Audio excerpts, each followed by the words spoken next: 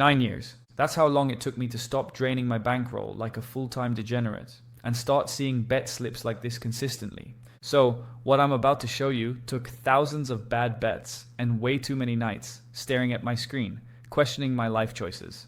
But for you, it'll take a few minutes. And by the end of this video, you'll be 100 times smarter than I was when I first started betting, because you won't be throwing your money away to some random dude on the internet yelling, "Max unit lock, free money boys." You know the type. Ring light reflection on his sunglasses, Mountain Dew bottle just off camera, swearing he's up 40 units in June. And being the dumb degen that I was, I fell for that trap years ago. I paid $80 a month for exclusive VIP picks. And the first alert I get, Korean baseball over 3.5, lock of the decade. I tailed him for a week, went 2-13. Meanwhile, he's on Instagram posting screenshots of massive wins and saying, "Trust the process."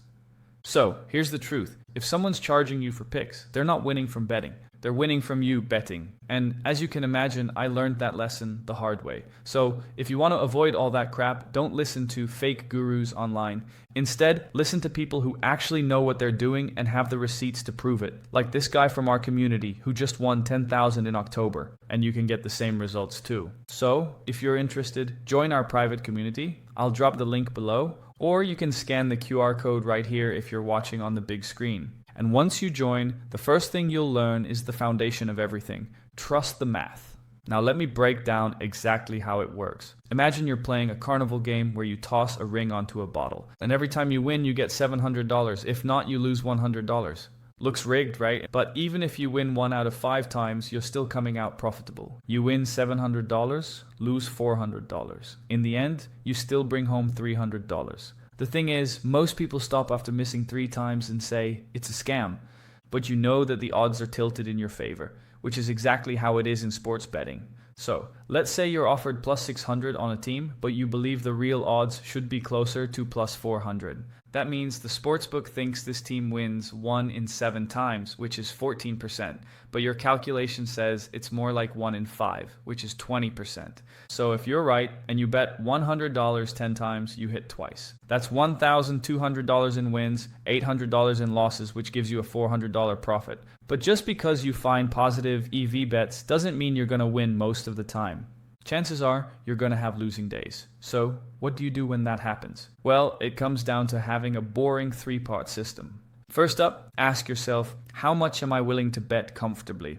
Whatever it is, that number's your emotional bankroll, aka your baseline. So, if your bet makes your palms sweat, you've crossed the line. And the moment you cross it, your brain switches from comfort to survival mode, which is 1 step closer to tilting. And that's where the second part of the strategy comes in. Because if you want to remove emotion altogether, you need to forget about betting random amounts. Instead, use units.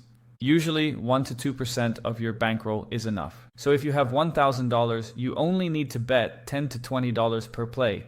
And lastly, never ever scale your bets because you love the pick. One way to protect yourself from making that mistake is by setting some ground rules, like never bet more than 2% of your bankroll on a single play. Never have more than 10% of your bankroll in play at the same time. And stop betting in markets where you always lose. But just when you think you've figured it out, another hurdle shows up, because somehow you've convinced yourself that more bets equal more chances to win. So you spray 8, 9, maybe even 12 plays a day just to keep your options open.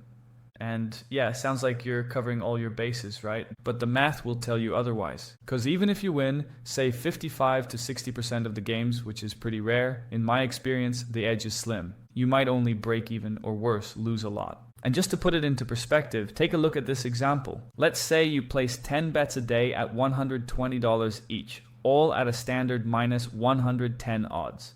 You hit 6 wins and 4 losses, which gives you about $650 in wins and $480 in losses. Your net profit then comes to about $174, and that's already the best case scenario. Now what happens if it's the other way around? You only hit 4 wins out of 10 bets. That gives you $436 in winnings, $720 in losses, and you're down almost $300. So the takeaway here is high volume only works if you have a real consistent edge. Without it, every extra bet is just extra risk. And professional bettors know this. That's why they always stick to their top 3 to 5 bets a day. Remember, quality always trumps quantity every time. So, how do you stay on top of all your bets? Simple, you've got to run tracking and feedback loops. Now, you can track bets however you want. Some people use Google Sheets, but tools like OddsJam have a built-in tracker that automatically logs everything for you. It shows you your daily profits, weekly profits, and long-term performance all in one place. For example, here's my own dashboard. First thing you'll see is the general overview, which includes your profit. And in my case, I made $1,076.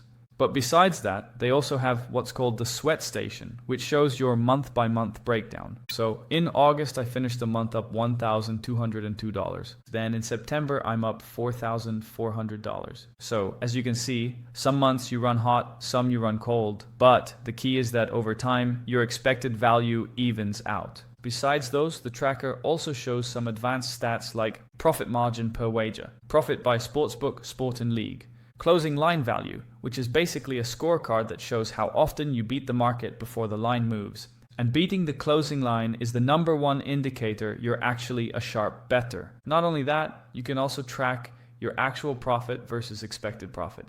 And just to be real with you, my actual profits are a little ahead of my expected value, so I've been lucky. My actual profit was $1,233, but my expected profit was supposed to be around $893.